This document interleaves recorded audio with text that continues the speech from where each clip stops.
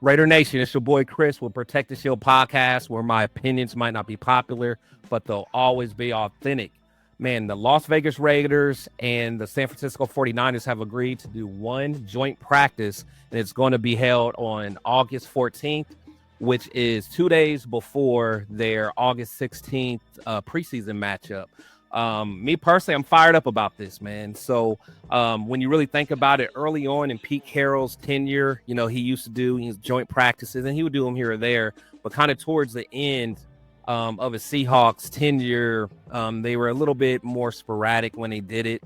And honestly, I think that's more because of those Seahawk teams. They really had that strong veteran roster structure. So, he may not thought it was necessary.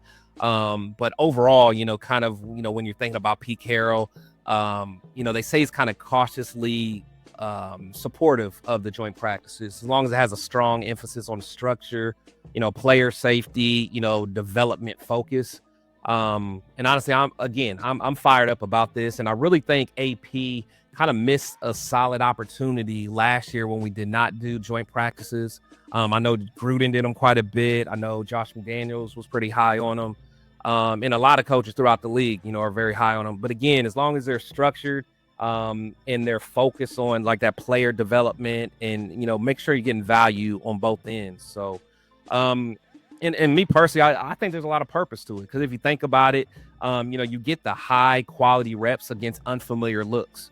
You avoid some kind of like that stale matchups against your own teammates, because you hear all the time, specifically in training camp, how the defense is looking good.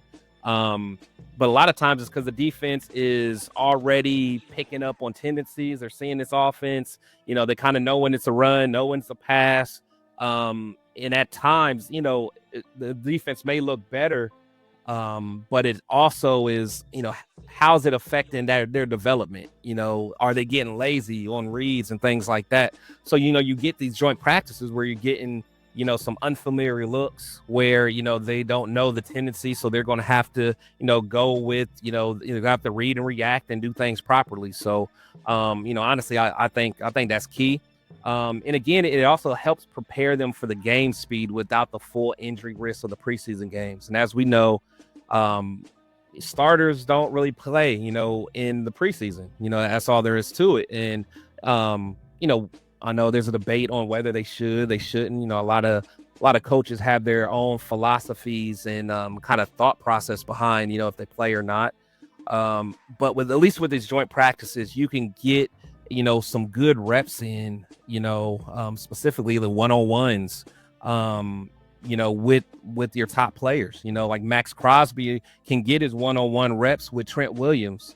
Colton Miller can get one-on-one reps with Nick Bosa. Things that you're not necessarily going to see in a preseason game. And I think it's good to get that work in early in the season so you can kind of hit the ground running, going into week one.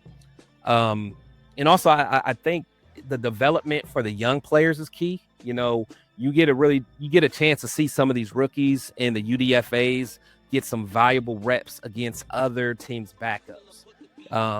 Those one-on-ones, the one-on-one sessions, that tells a lot about young players.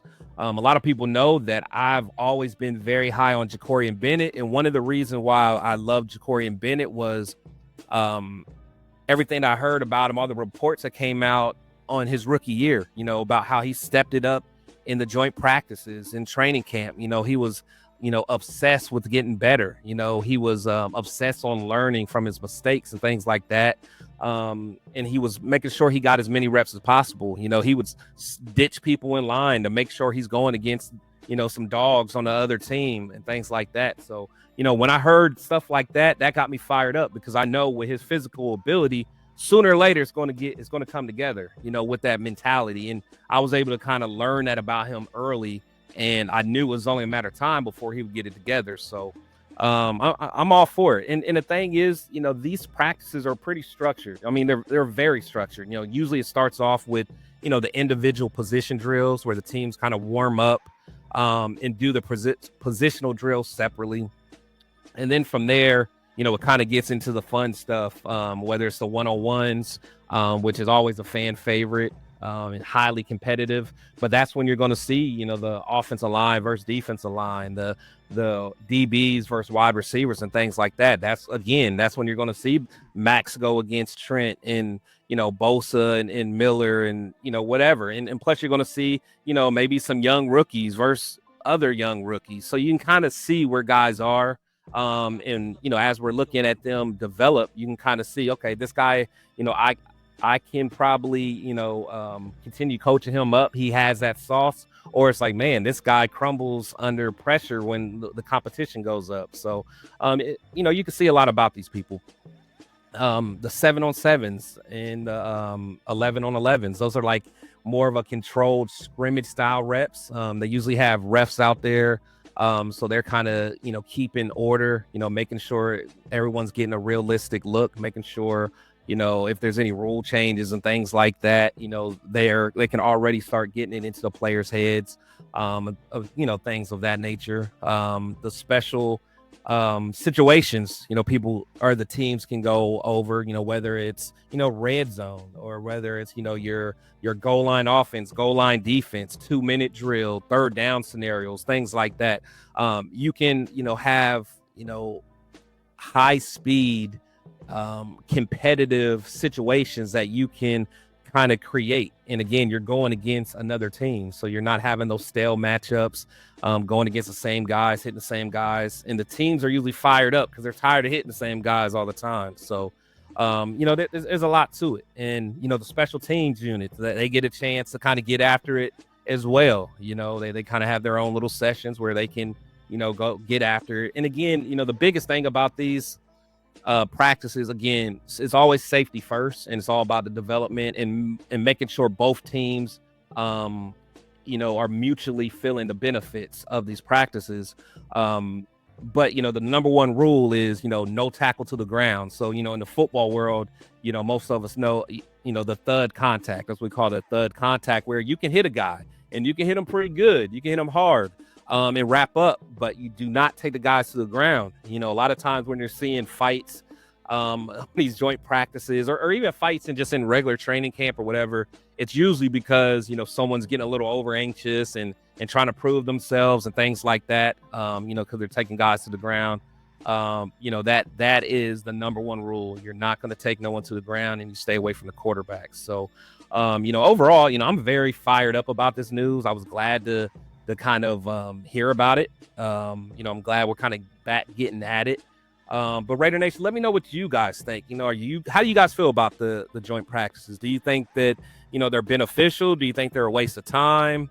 You know, again, a lot of coaches have different philosophies and viewpoints on it. But again, I'm big on it, man. I'm big on it as long as, you know, they're doing it the right way. Now, I'm not going to want to have a joint practice with an undisciplined team and things like that. But if it's you know, and I think, you know, partnering with Kyle Shanahan and Pete Carroll, you know, those are both well-respected coaches. So I think they're going to be able to kind of keep their teams, you know, making sure it's professional, making sure everyone is doing the right thing and keeping it safe and being productive. So as long as you get that, I'm all for it. And I almost wish, you know, they were doing more than just one practice. I know usually it's anywhere between 1 to 3 practices. So, you know, it is what it is, but I'm fired up to hear about it. But get in the comments and let me know exactly what you guys think. Either way, you know, it's always a good debate. You know, people are kind of on both sides of the spectrum on that. But, you know, that it is what it is, man. But just make sure you guys subscribe, like, and share. And remember, I go live usually 2 to 3 times a week. So make sure you guys hit that bell notification so you don't miss any content. And as I always say, players and coaches come and go, but we must always protect the shield. You guys be safe. Let's get it.